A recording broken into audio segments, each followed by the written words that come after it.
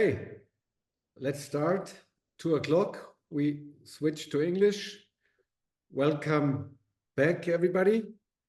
We are starting one of my personal highlights. We will have an online session with Roger Atkins. Roger is the LinkedIn top voice for electric mobility with more than 300,000 followers.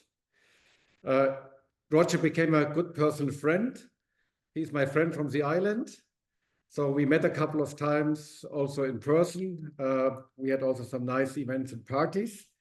And we have a shared passion in bubble cars.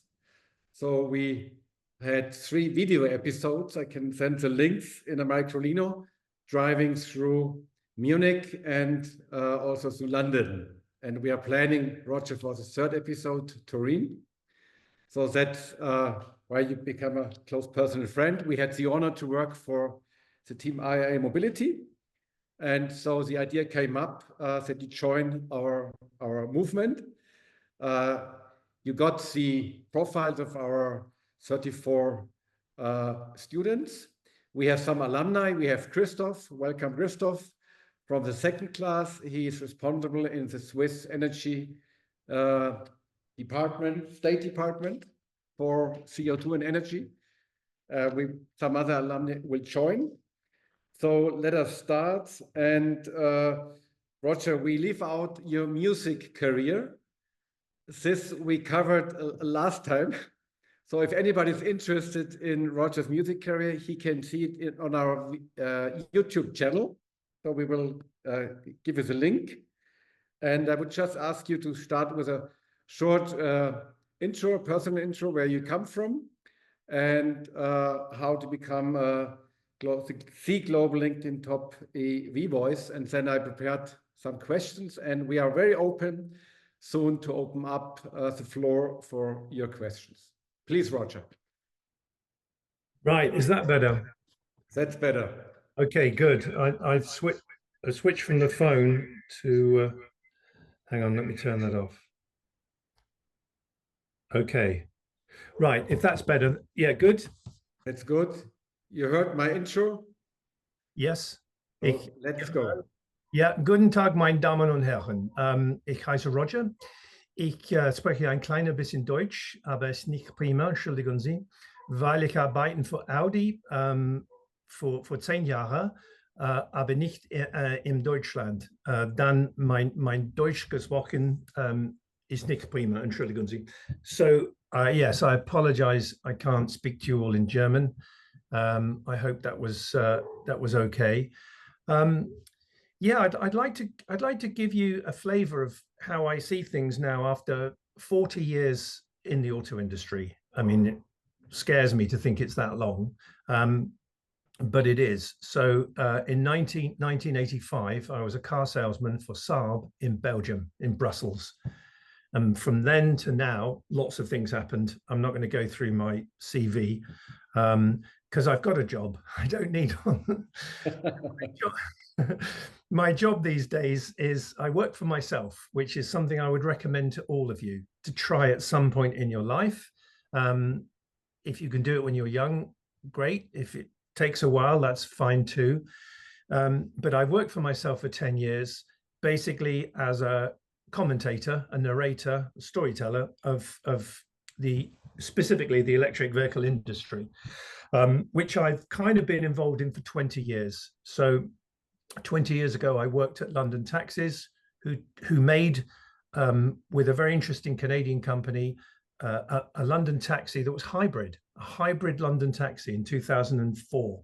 That worked with a company called Azure Dynamics in Canada. That was my first introduction to any kind of electric technology. And from there to now, you know, different things have happened. I worked for a startup called Modec. I work for Ricardo, which is a pretty smart company, blue chip engineering consultancy. And then, yeah, 10 years working for myself, essentially as a kind of journalist, but not really. I'm independent, fiercely independent. And I earn a living from sometimes finding investment for people, but don't tell anybody about this, getting paid to go on stage and host events and show off. I do it anyway, but don't tell anybody. The fact that I get paid to do something I love, keep quiet. So that's kind of, my journey, my passion, and my hope is to give everybody, certainly younger people, hope. That's the job, I think, of the older generation. We've had the majority of our lives. That's fine. Nobody lives forever. And I think one of the responsibilities of an older, a more mature person is to share what you've learned with younger people to help them on their way. You make your own minds up. You decide what to do. It's your life. But, if people like Hans-Peter and myself and others can share a few ideas, great. Ignore them all if you want to, and that's fine. But if maybe one or two are useful, well then, alles in Ordnung. So that's a kind of intro. Hans-Peter, do you want me to give a little kind of just 5-10 minute flavor of what I was talking about to you earlier on today? Yeah, I think you're probably the first one who was giving this name. We need an EV revolution. And so if you just refer what's the state of the EV revolution, which you were part of it or started it on a global scale. Yeah. Well, the EV revolution arguably started 100 years ago. Thomas Edison was a big advocate, obviously an incredible inventor, American entrepreneur. You could argue America's Elon Musk back in the day. And he believed that the electric vehicle would be replacing the horse. The other guy, Henry Ford, had a different idea. And then combining the technology, ironically, that had been invented in Germany, Gottlieb Daimler, Carl Benz, Bertha Benz, Herr Diesel, und so weiter. Taking that technology and marrying it to the proposition of making a vehicle that people could afford. Let's think of another name for that term, Volkswagen, a vehicle which people could afford. So the reason why the Model T Ford, which then arrived with Henry Ford, overtook the growing electric vehicle industry was simply because of cost. They could make mass production. They could make the Model T Ford basically half the price of Thomas Edison's electric vehicles and Detroit Electric and other companies. So that was where the electric revolution kind of started and then finished. And it finished more than anything else, arguably not so much on technology. It was about price. So let's just go fast forward. You then have a company, Volkswagen. Let's talk about modern Volkswagen. So 1946 onwards, Volkswagen, the people's car, the Beetle. What was that car about? Make a car that could go from A to B, make a car that was affordable, that workers could buy. And the company then built on that success and became an absolute powerhouse around the world. Absolutely phenomenal. Again, what was the key feature of that in many ways? Price. Now, price comes from many things, but certainly it comes from scale. When you have a lot of something, you can buy in bulk. There's many aspects of building up volume that gives you the opportunity to push the price down. It's what Henry Ford did. It's what Volkswagen did. It's what all automakers have done for decades. And then the electric revolution kind of had a little go at things with GM, with the GM Volt, the EV1 in the 1990s. The problem there was still cost. You couldn't make a vehicle cheap enough. Why not? Because you were moving into, you were competing with mass production of vehicles, which all the while the electric vehicle volume was small, the cost was expensive. It's just the business equation, of how these things work. So GM and the EV1 came and went. And then you had Elon Musk. Elon Musk, who then had, well, not initially Elon Musk, of course. There was Martin Eberhard and Mark Tarpenning and Ian Wright. They were the three founders of Tesla.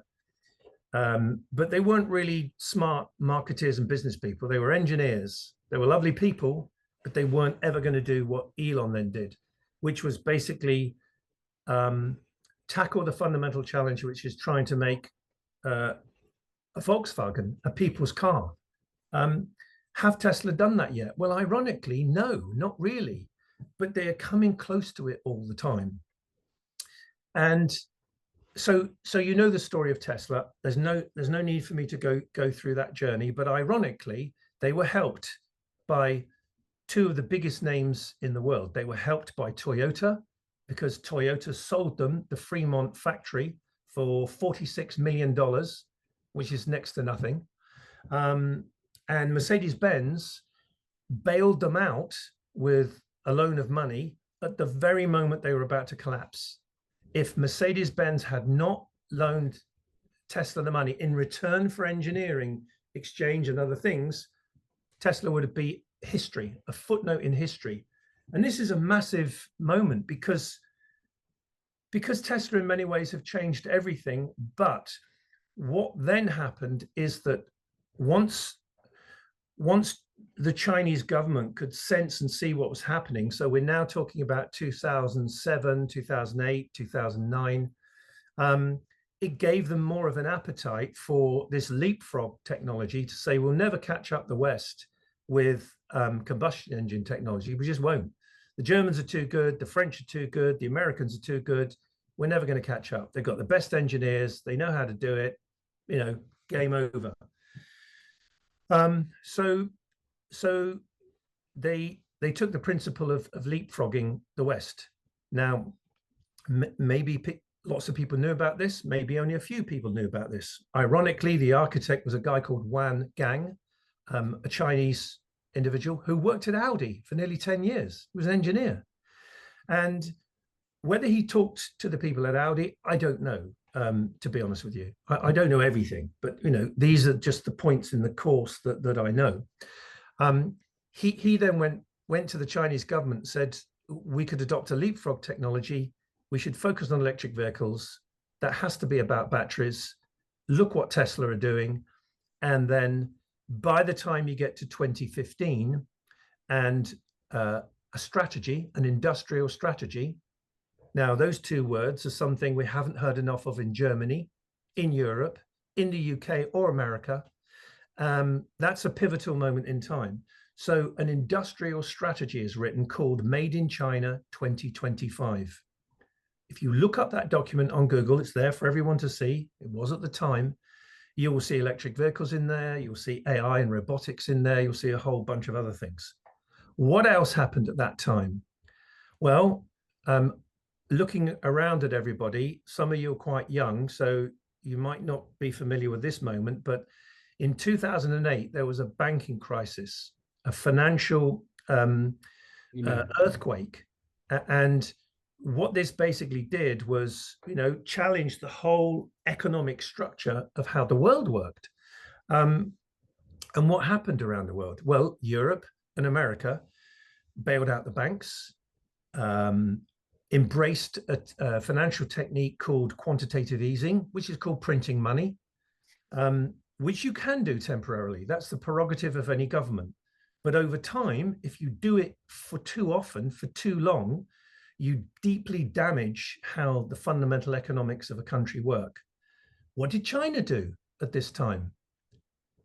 They did something very different. They triggered the beginning of this industrial strategy until we get to 2015 without giving it a name. And they embarked on an infrastructure spending $300–400 billion on high-speed rail, on infrastructure of road building, and basically putting in the foundation of what was then to become their industrial strategy. And bear in mind, China's very late to the world party in terms of being a manufacturer, an industry player, whatever. you don't need to go back more than the 1980s. And this was essentially an agricultural society. Most people lived in villages, in the towns, out in the countryside. They did not live in cities. So what's happened in China is super fast. But that's a big difference. So at the moment that America and Europe could have, I would argue, should have been investing in building that new economy, they simply defaulted to the financial sector, bailing out the banks. Now, curiously, if you go back to the 1930s, another banking crisis, the Great Depression, what did America do to actually get itself out of that problem and help the rest of the world? Well, it went on an infrastructure program. You know, there was a massive plan, a federal plan to build roads, to build many parts of infrastructure. So all the Chinese really did was looked at history and copied it, and basically thought, okay, let's use another word than copy because that's very emotive. They learned a lesson. Now you're students, you're doing what you do. You learn lessons from people. You learn what to do and you learn what not to do. And you make your own mind up too. So you then have China embarking on this industrial strategy. In the meantime, all the OEMs have gone to China and have joint ventures. And the structure of the joint venture to enter the Chinese market is you can only be a minority partner, only by 1%, but you're minority nonetheless, 49%, 51%. So the nascent Chinese auto players like Shanghai Automotive, Beijing Automotive, Chang'an, you know, go through a number of them, they all then joint ventured with Western OEMs. Why? They wanted to learn our technology. They wanted to learn how to make cars, combustion cars. But in making cars, at the same time, they started to learn how to make batteries at scale. We didn't. Now, again, none of this activity was hidden away. It's not a cunning, secret communist plot. It's simply called evolution. It's called Darwinism. It's what you do to advance things. Because, again, think back in my story. If you go back to that emergence of the internal combustion engine with Gottlieb Daimler, you know, Carl Benz und so weiter, that's 140 years ago. So suck, squeeze, bang, blow, internal combustion. It works. It's worked fantastically for 140 years. It's created a global industry, which is incredibly impressive, phenomenally successful, incredibly rich. However, the fundamental capability of an internal combustion engine is still only around 25% thermal efficiency in that engine. So when you put a euro into your petrol or diesel car, it's only 25 cents that actually makes the wheels go around. The other 75 cents are all lost in inefficiencies, the dissipation of heat. So it was long overdue that we changed and improved and updated the technology to go to efficient electric motors rather than engines. However, the energy density of a tank of fuel, petrochemical fuel, petrol or diesel, is fantastic. It's still a multiple of 8, maybe 9, used to be 10, it's coming down. That many multiples better than a typical battery. But as battery technology improved, as battery cost decreased, and why was that? Scale. Because you then had battery companies building more and more batteries so they can make them cheaper and cheaper and cheaper. And so all of this is there for all to see. I've been writing about it since 2000 and probably 10, 12, something around that time. But all the while, then the joint ventures were underway with the big car manufacturers in China.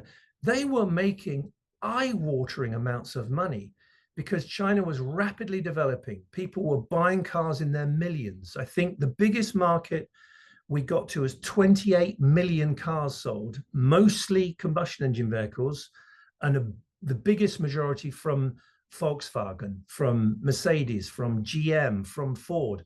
All of these people. So all of these OEMs were making vast profits. What did they do with that money?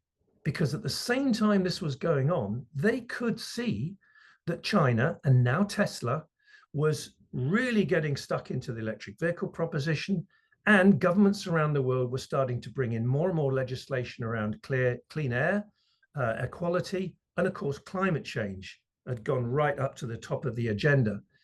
So where we are today, and I'd like to talk about what happens next, because that's where I mentioned right at the beginning, I want to give you hope. Where we are today is completely predictable, but it's not very good. And it's a very dangerous situation right now. Many things are conspiring to make it very difficult for the German, Italian, French, European industry, because it's not just car companies, it's tier ones and tier twos as well. So that's kind of the storytelling of where we are. Probably missed a few bits out, but that's kind of coming up to it. But let me finish. Oh, sorry, it dropped off just at the moment. Roger, 2 points. You missed out the great British engineers who invented Mini, but we talk about that later. And I met one gang 2 weeks ago in Berlin. Oh, wow. Did you? Perfectly German. And he told the story from a Chinese point of view. You know, he became minister, so it really fits in well. To look into the future, you know, we have this expression, new dragons. And I know you have been in the United States also, so rather global. So if you look on geopolitics and the future, where are we heading? What's your prediction? I have sent one last question from my side, so please keep it short because the crowd is waiting to challenge you. Yeah, okay. Right. There kind of is no choice now. We have to collaborate. We have to flip the script. Just like what happened 20 odd years ago in China, we need to invite the Chinese and others into Europe, into America, and joint venture with them on a, like Stellantis has done with Leap Motors, 51%, 49% basis. We collaborate with them. We learn from what they've done. We flip the script. And will that be straightforward? Will it just be a complete replay of what we did when we went there? No, it won't. It will be harder. It will be tougher. There will be job losses because electric vehicles don't need so many workers. They don't need so many components. But if you add into this equation that we're potentially even closer to autonomous vehicles as well, haven't even mentioned that, then this is the time now to collaborate. That doesn't mean we're surrendering. It doesn't mean we're weak.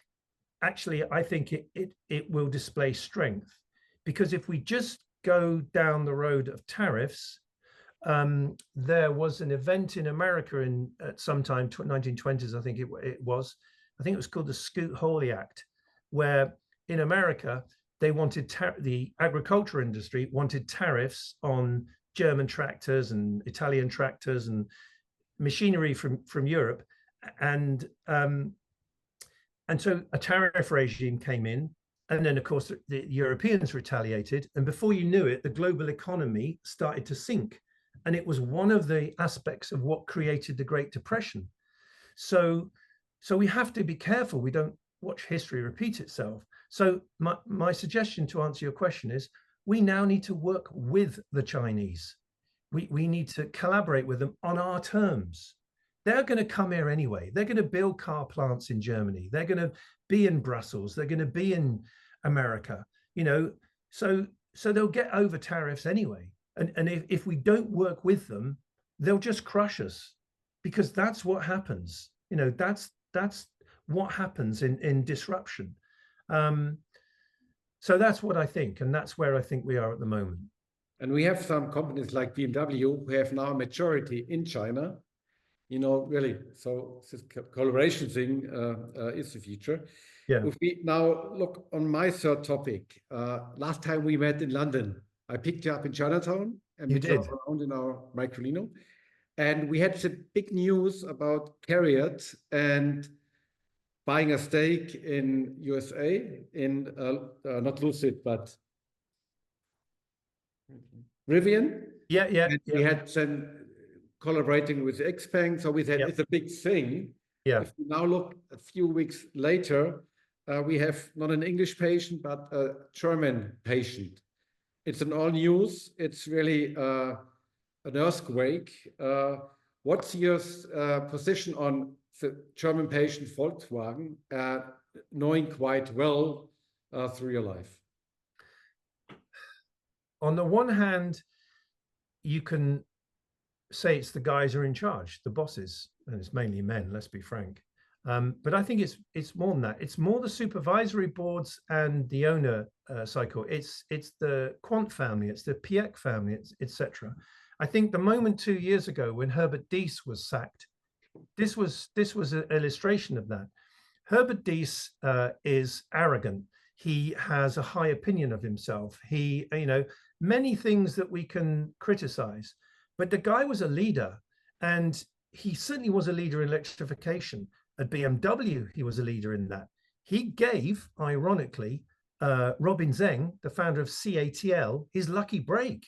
He gave him the advice to get into building batteries for electric vehicles when he met him at TDK many, many years ago. So where we are now, I think, is that, okay, we can't change history. We have to deal with today and work out how tomorrow works. But there needs to be a proper plan, and we have to decide who's in charge. But if you look at the current leader profile, it's too mixed up. I think Volkswagen will break up as an organization. Okay. I think it's incongruous that Porsche is part of Volkswagen. And I think Oliver Blume coming in trying to run the Volkswagen group sort of as Porsche doesn't work. And when you look at Cariad, where Diess had been directing Cariad to develop and progress, Blume came in and just changed all of that. Had they carried on with what Diess had suggested, possibly Cariad would have got better. It might have taken another 6 months or a year, but it was definitely going to go in the right place. It's well, to be frank, it is a mess, but you know the story of all these things. If you keep in charge the people who've made the mess will carry on. So you have to have a radical shift and a change in who is on the bridge, who is in charge. Because if you don't, they're just going to carry on doing the same thing, digging the hole deeper and deeper and deeper. Thanks. That's very straightforward. Going to be very interesting months and years. We all discussed that the transition or the disruption of the industry is coming. Now we're in the middle of it. It feels like a thunderstorm. And so, are we on the right spot? And we as a group really try to form this transformation. Our network is part of it, 30% based on cars, but a lot of people working for public transport, for trains, for startups. So I would give our crowd a chance to ask their questions. If you don't have any, I have enough. But please, the micro is over to you.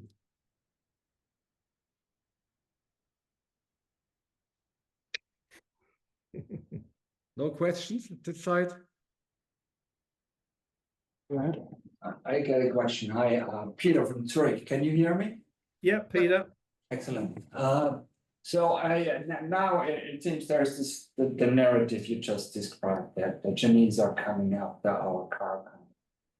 I imagine, and I'm maybe a little too young to remember exactly, but I imagine there was a similar narrative playing out when the Japanese and the South Koreans entered the global markets with their vehicles. And I wonder what's different between these two stories. Why wasn't the one a problem, basically, for the established car manufacturers? Japanese Toyota, yes, they are big market share and everything, but they were not an existential threat to the Audis and the Volkswagens and the Fords. What's different now with the Chinese entering the global markets and the European markets compared to back then with the Japanese or the South Korean good friends? Yeah, that's a great question. I think if you look what the Japanese started to do was they were showing from their engineering ability, certainly the US government, the US administrators, that they could deliver cleaner engine technology. They could improve that. And out of the Californian Air Research Bureau, CARB, and out of California, they were pushing these mandates a lot. The US OEMs were saying, well, we can't do that. That's not possible. It's too difficult. And then the Japanese were saying, well, we can do it. And so they started to deliver superior product, quite frankly. And then they put tariffs up because the Americans could fear, and same in Europe, with the Japanese. So what did they then do? Well, they built car plants, as we know, in America and in Europe. Same thing's about to happen with China. Exactly the same thing. There are two big differences today, though, to answer your question, again, with a bit more meat on the bones. One is that the Chinese have established and secured very strongly the supply chain for the fundamental components of the electric vehicle revolution, namely the battery. So the critical minerals, mineral processing, battery construction. One company, CATL, controls 37% of all the battery production in the world. This is not a good idea.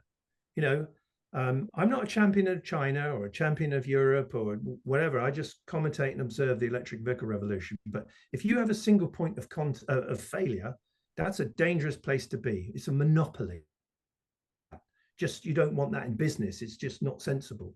Forget the politics for a minute. But the two things I mentioned, one is that supply chain. The Chinese have a much closer, stronger grip on the supply chain than ever the Japanese had when they came to market with their product. And the other big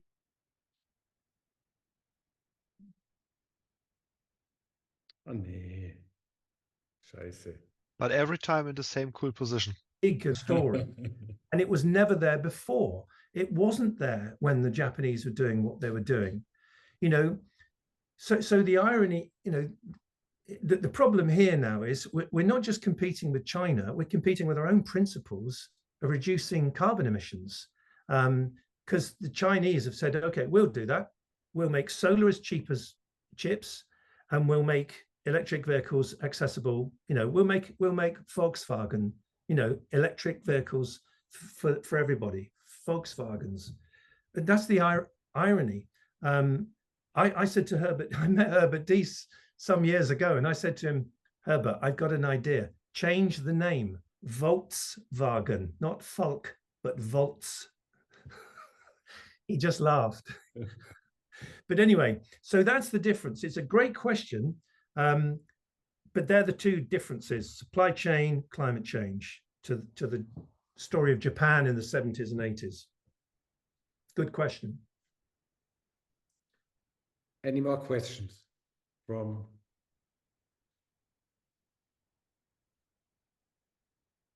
So yeah, Roger, piggybacking on this question, just wondering, isn't it also that Korea or Japan never showed the ambition to replace the US as the world leader or world economic leader? And now the Chinese openly do. Yeah, well, Japan in a way, I mean, look how strong Toyota has been for many, many years. You know, Toyota has been number one for a long time. But I think they're more subtle in how they approach that. You know, and there's a very big cultural difference between Chinese and Japanese.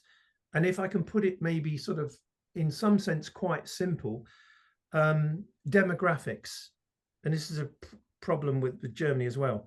You have a disproportionately aging population. The older people live through a different period of time, post-war, and then the 60s and 70s. And so in many ways, the prowess of Japan is diminishing because they've got, you know, a lot of people retiring. They've got a shrinking workforce. It's happening in Germany as well. But in the Koreans, the Koreans are really good at playing this game now. I won't call it, well, it's not a game, but they're really good at managing this situation, because both the story of Korea, South Korea, of course, and Japan post Second World War are about taking opportunity. You know, the history of the world is about, you know, supply chains, it's about technology, it's about war, inevitably, and these things ebb and flow. But both the Koreans and Japanese have kind of, yeah, but they're much smarter in many ways, or subtle. No, that's not smarter. They're more subtle in how they've approached this and look to do what they're doing. But the Koreans are laughing all the way to the bank at the moment, because think about it. If the Chinese are going to be pushed back and suppressed in Europe and America, and the Koreans aren't, and they make really good electric vehicles, well, you know, they're in a good place. Yeah, and does that answer your question or give you the idea? Okay, thank you. I have a question coming back to our markets and cars. We are both fans of, let's say, smaller cars. Yeah. The British call them bubble cars. Yes. I love the hashtag car obesity. So it's wild if you compare size and all dimensions from last 20 years. What's your point on this? And other countries were doing it different, like K cars, or where did this bubble car culture come from? Oh, that's quite a question. Let me be honest. Let me just be frank with you. I'm 66 years old. When I was a kid, very few people had cars. You know, we know the journey of economics and everything. But here's another big difference. People were smaller. People were shorter. People were thinner. People have got taller, fatter, and other things. So in many ways, you know, partly the size of cars has improved because people have got bigger. But we've introduced more technology, more safety features, more aspects where it just takes more weight, etc. And we design cars to do everything rather than something. And okay, that's, you could say, well, of course we do. But I think that's the problem. We want a car to be able to go to the countryside. We want a car to be able to work in the city. We want a car to be able to go 1,000 miles, a car to go 10 miles. And when you build in all of these different factors, you build in compromise. So, you know, it just then becomes the worst of everything rather than specializing. But to sort of finish on your question and on my point, I don't even think the electric vehicle is the big revolution.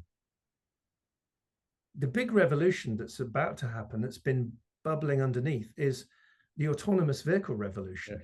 The business of not owning cars. Because again, what you can then start to do is give people a vehicle to use that suits a particular situation. I don't mean everyone in the world. I don't mean the people in the forest, the people in the countryside. That's a difficult and a different challenge. But for the majority of people that live in towns and cities, you don't need to own a car anymore. And for younger people, because of the cost of education, the cost of accommodation, housing, etc., it's becoming harder anyway. And I think we're only a few years away now from car companies making autonomous vehicles, probably not the OEMs that we've got today. I think more likely Google and some of the tech companies making them. I think the car companies will become tier ones. And then they won't sell anything. They won't sell cars. They'll come out of the factory and they'll just start doing their job. They'll just start being used by people. So I think that's the bigger revolution to come. And I'm not the only one having that view. It's only what I observed. I know Mate Rimatz has that view. I talked to Mate in Berlin at the Core Winding exhibition 5-6 years ago about this. And if you go to California, you go to San Francisco now, you go to Phoenix, Arizona now, you go to China now, there are many cities now and places where you can, on your phone, call up an autonomous vehicle, it arrives, you get in it, it works. It's not science fiction anymore. You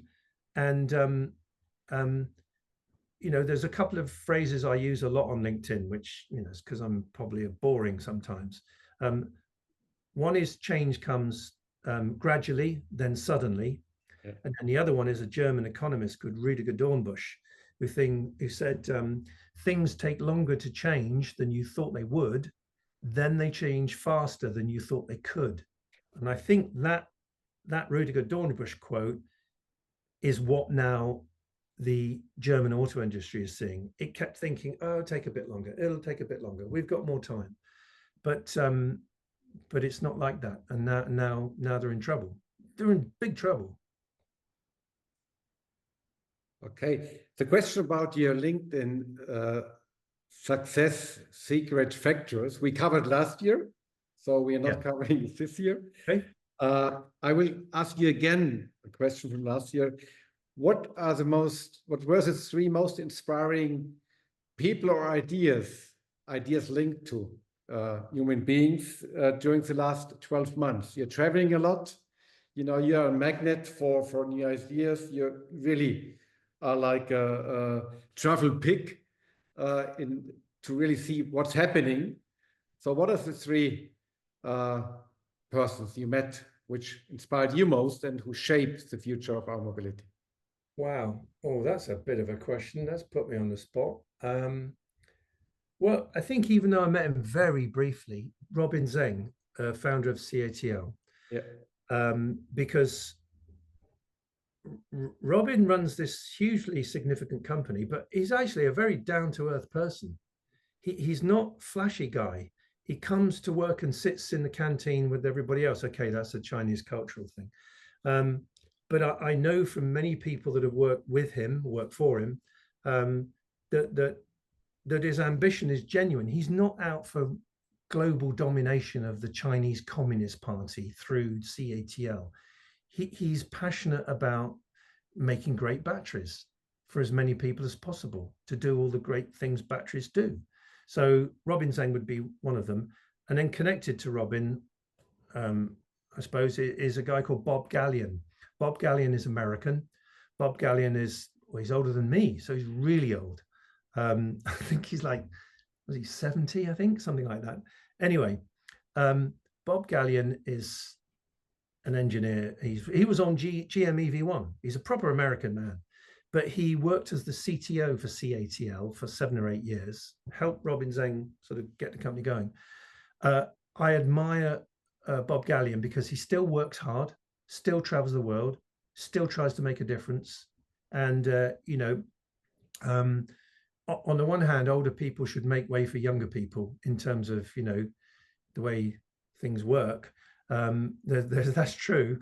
But if you work for yourself and you're independent, you haven't got a job that, someone younger could get. Yeah. It's a different thing. So yeah, certainly Bob Gallion, certainly Robin Zeng. Oh, let me think of another one. It's such a good question. Someone very recently, actually, I recorded a podcast episode only a few days ago. Inga Peterson. Inga is German. She is the executive director of the Global Battery Alliance. And so I said to Inga, when you'll hear the podcast when it comes out, I said, Inga, I really want to talk to you because those 3 words I really like: global, battery, and alliance. Those 3 things are really important. And Inga was really good at explaining what she does, talking about the ambition of that organization. And yeah, she left a big impression on me, and that was really quite recent. So yeah, they would be my 3. So they're all about batteries. There you go. Very cool. This brings me to my final question. And I told you that tomorrow we meet Simon Engelke. Yeah, smart who also was part of this Global Battery Association. And you have one of your narratives is the word urban mining. Yes. Open the window for circular. I think this would really round it up, because I learn a lot from you about, mining and raw materials and whatever. But what's this concept about urban mining? Well, urban mining means getting stuff in the urban environment, in the towns and cities and whatever. What does that mean? It means recycling. It means repurposing. It means taking the materials, not just in electric cars, but in anything that has a battery, and finding a way to, in all the right manner, recycle it. So you're actually getting your raw material, your critical minerals, not in Australia, not in South America, not somewhere in Africa. We're actually getting it in Dortmund or Dresden or, you know, Cologne or wherever. So it's literally urban mining. The theoretical opportunity I've heard people talk about it in terms of quantity is as much as 20 to 25% of the raw material we need for batteries in maybe 10, 15, 20 years time will be coming, maybe even more than that, but that's the kind of, I think, fairly realistic ambition, challenging ambition, will come from urban mining. And you mentioned circular, I mean, it is just this principle of what's the best engineer on the planet? The best engineer on the planet is Mother Nature. Doesn't waste anything. Everything is super efficient. You know, look at the best solar panel that's ever been invented. It's called a leaf, you know, and, you know, the ability, photosynthesis ability, all the dynamics of how nature works in terms of, you know, things fall to the ground, they get replenished, they go into the ground, they come back up again. You know, there is much that happens already in industry in many aspects that is to do with mimicking nature. But I think there's a lot more we can do about it. And also on the point of batteries, we have to be a lot better in how we mine things, how we process things, and how we build batteries. We haven't been paying enough attention to it. And so the critics of electric vehicles who talk about all the mining and mineral processing and all that carbon intensity, they have a point, you know, and we need to listen to some of that and use that criticism to improve, to bring in technology and improve things. But to finish on the positive note again, how has Germany become so successful? Certainly in a post-war era, it's because it's got innovative technology ability, great engineering, huge discipline in how people are structured and operate in the workplace. All Germany needs to do is just update itself, if you like, Control-Alt-Delete, reboot its system into collaboration with more people and focusing on the things that it's really, really good at. Because it's good at many, many things. And I'm not German, but I do feel a bit sad and a bit frustrated that the mojo in Germany that I experienced for many, many years, certainly the 10 years I worked at Volkswagen, just feels like it's gone somewhere, and I don't know where it's gone. And I want to see it back, because I like confident Germans. You know, you're not arrogant, you're good at what you do, and you know, you make great stuff. So yeah, come on, get back in the game. Thanks, Roger. Thank you very much. I think that was a perfect roundup. It's good to talk to you, and I look forward for our next personal meeting in Turin for our 4th episode. We definitely will meet this crowd and more of our crowd next year during the IAA Mobility.